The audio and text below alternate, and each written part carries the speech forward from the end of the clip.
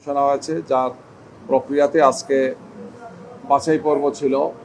আগামীকালকে বাকিগুলো বাছাই হবে। আজকে আমাদের 2টার সময় ছিল, আমরা এখানে উপস্থিত হয়েছিলাম, আমি এবং আমাদের কেন্দ্রীয় নির্বাহী পরিষদের সদস্য জনাব অ্যাডভোকেট মতিউর রহমান আকন সহ আমাদের 13 জন প্রার্থী এখানে ছিলেন। 11 দলের পক্ষ থেকে আমাদের মোট 13 জন প্রার্থী আমরা এখানে ছিলাম।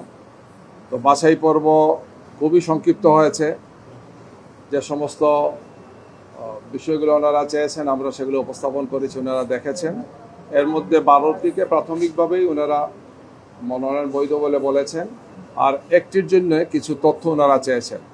এনসিপির মনিরা শারমিন, তার কিছু ডকুমেন্টেশনের ঘাটতি ওনারা বলেছেন যে আগামীকালকে 12টার মধ্যে সেটা দেওয়ার জন্য। আমরা আশা করছি সেটাও আগামীকালকে উনি ডকুমেন্টেশনগুলো সহ করলে আশা করি কোনো সমস্যা হবে না। তো এটি একটি গুরুত্বপূর্ণ বিষয় যে জাতীয় সংসদের যে 50টি মহিলা সংরক্ষিত আসন, যার নির্বাচনী প্রক্রিয়া আরম্ভ হয়েছে। আগামী 12 তারিখ, মে মাসের 12 তারিখ এই নির্বাচনটি জাতীয় সংসদে অনুষ্ঠিত হবে আমাদের জাতীয় সংসদের বিধি অনুযায়ী। আমরা আশা করছি যে আমাদের 11 দলীয় নির্বাচনী অক্ষের পক্ষ থেকে আমরা যে 13 জনকে দিয়েছি, 13 জনের নামে আমরা চিঠি দিয়েছি, এই 13 জনই বৈধ বলে ঘোষিত হবেন এবং ইনশাআল্লাহ তারা জাতীয় সংসদে নির্বাচিত হবে ইনশাআল্লাহ।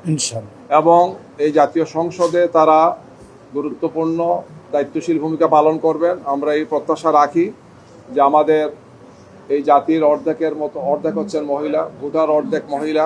সুতরাং মহিলাদের এই প্রতিনিধিত্ব, নারীদের পক্ষ থেকে এই প্রতিনিধিত্বটি খুব গুরুত্বপূর্ণ। নারীদের অধিকার, তাদের সম্মান, তাদের মর্যাদা, তাদের নিরাপত্তা, তাদের স্বাস্থ্য সহ সামগ্রিক বিষয়ে দেশ এবং জাতির কল্যাণে তারা দায়িত্বশীল ভূমিকা পালন করবেন, এটি আমাদের প্রত্যাশা। এবং আগামী জাতীয় সংসদটি, যেটিতে 300 পুরুষের সাথে সাথে আরও 50টা নয় 350 সংসদ সদস্য হবেন, আমরা একটি প্রাণবন্ত জাতীয় সংসদ দেখব ইনশাআল্লাহ। আমরা বিরোধী দলের পক্ষ থেকে আগেই বলেছি যে জাতীয় সংসদে আমরা দায়িত্বশীল ভূমিকা পালন করব, আমরা গঠনমূলক ভূমিকা পালন করব। জাতির প্রয়োজনে আমরা সব ধরনের সহযোগিতা দিতে প্রস্তুত আছি। কিন্তু যদি দেশ এবং জাতির বিপক্ষে সরকারি দল কোনো ভূমিকা রাখেন, তাহলে জাতীয় সংসদে আমরা প্রতিবাদ করব, রাজপথে আমরা প্রতিবাদ এবং প্রতিরোধের ভূমিকা আমরা পালন করব। আমাদের এই নীতি অব্যাহত থাকবে।